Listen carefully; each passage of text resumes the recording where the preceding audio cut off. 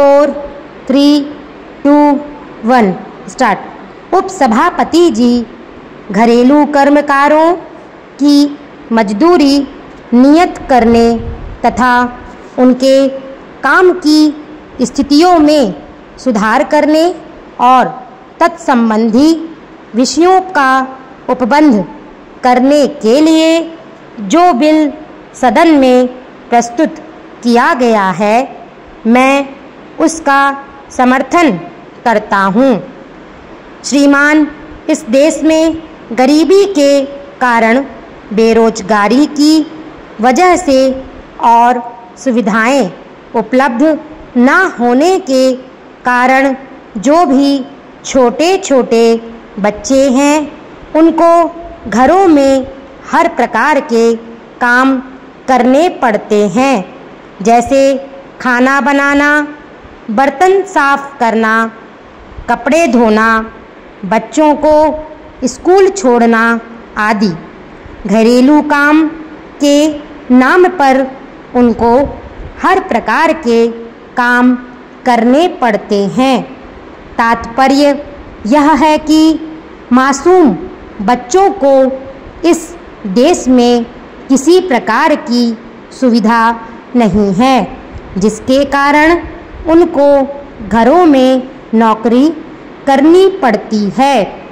घरेलू नौकर के रूप में उनका अनेक प्रकार से शोषण भी होता है।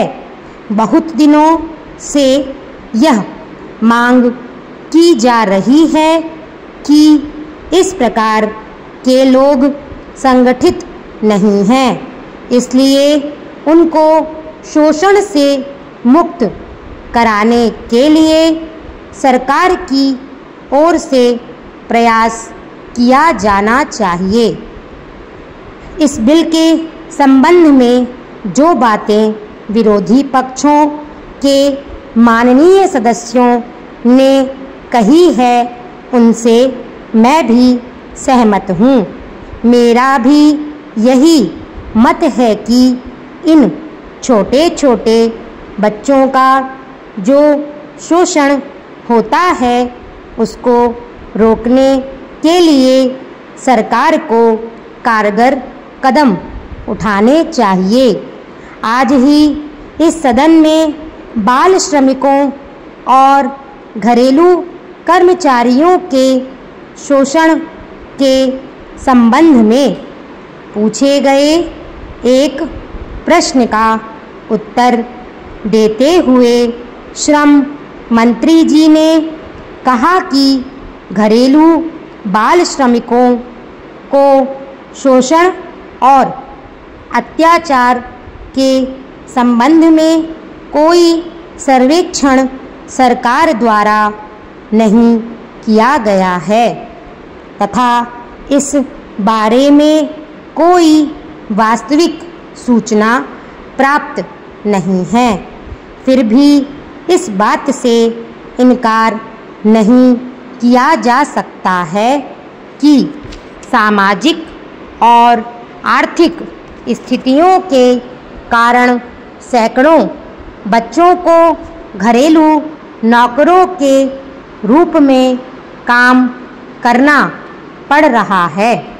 सरकार ने इस बात को स्वीकार किया है कि हमारे देश में जो गरीबी है, उसके कारण इस देश के बालकों को घरेलू नौकरों के रूप में काम करने के लिए विवश किया जाता है।